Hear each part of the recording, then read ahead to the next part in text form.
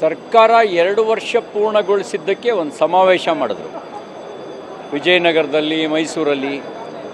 ಸಾಧನೆ ಏನು ಅಂತ ಕೇಳಿದ್ರೆ 0. ಸಾಧನೆ 0. ಭ್ರಷ್ಟಾಚಾರ, ಬೆಲೆ ಏರಿಕೆ ಸಾಧನೆ ಆಗಲ್ಲ. ಇವರು ಮಾಡಿದ್ದು ಭ್ರಷ್ಟಾಚಾರ ಮತ್ತು ಬೆಲೆ ಏರಿಕೆ ಮಾತ್ರ. ಸಾಧನೆ 0. ಯಾರ್ದೋ ದುಡ್ಡು ಎಲ್ಲಮ್ಮನ ಜಾತ್ರೆ ಅನ್ನೋ ಗಾದೆ ಮಾತಿನಂತೆ ಜನರ ತೆರಿಗೆ ಹಣದಲ್ಲಿ ಕಾಂಗ್ರೆಸ್ ಜಾತ್ರೆ. ಜನರ ತೆರಿಗೆ ಹಣ ಜಾತ್ರೆ ಕಾಂಗ್ರೆಸ್ ಪಾರ್ಟಿದು. We are not a owner.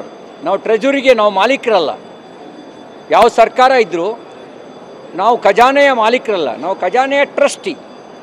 ಒಂದೊಂದು ರೂಪಾಯಿನೂ ಕೂಡ ಸಾರ್ವಜನಿಕ ಹಿತಕ್ಕೆ ವಿನಿಯೋಗಿಸಬೇಕು. ಇದು ಸಂವಿಧಾನದ ಆಶಯ. ಆದರೆ ಕಾಂಗ್ರೆಸ್ ಪಾರ್ಟಿ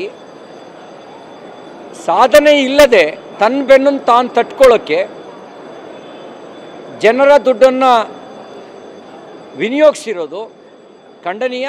ಇದನ್ನು ಖಂಡಿಸ್ತೇವೆ. ನಿಮಗೆ ಸಂವಿಧಾನದ ಮೇಲೆ ನಂಬಿಕೆ ಇದ್ದರೆ, ಪ್ರಜಾಪ್ರಭುತ್ವದ ಆಶಯಕ್ಕೆ ಗೌರವ ಕೊಡೋದಾದರೆ,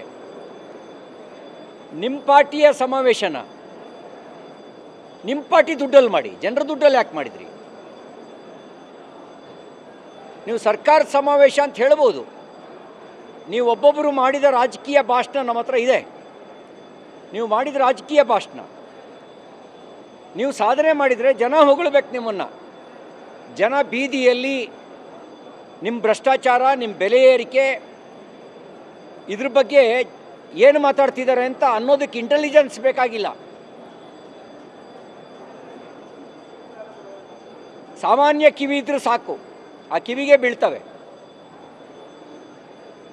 ರಸ್ತೆ ಗುಂಡಿ ಮುಚ್ಚೋ ಯೋಗ್ಯತೆ ಇಲ್ಲ ನಿಮಗೆ.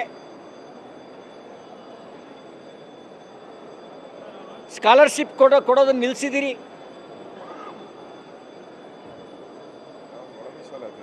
SCP TSP ಅನುದಾನನೂ ದುರ್ಬಳಕೆ ಮಾಡ್ಕೊಂಡಿದ್ದೀರಿ. ಇದರಲ್ಲಿ ನಿಮ್ಮ ಸಾಧನೆ ಏನು ಅಂತ ಹೇಳಿ. ಏನು ನಿಮ್ಮ ಸಾಧನೆ? ಈ ಸಮಾವೇಶಕ್ಕೆ ಜನರ ತೆರಿಗೆ ಹಣವನ್ನು ಖರ್ಚು ಮಾಡಿರೋದು ನ್ಯಾಯಬದ್ಧ ಅಲ್ಲ.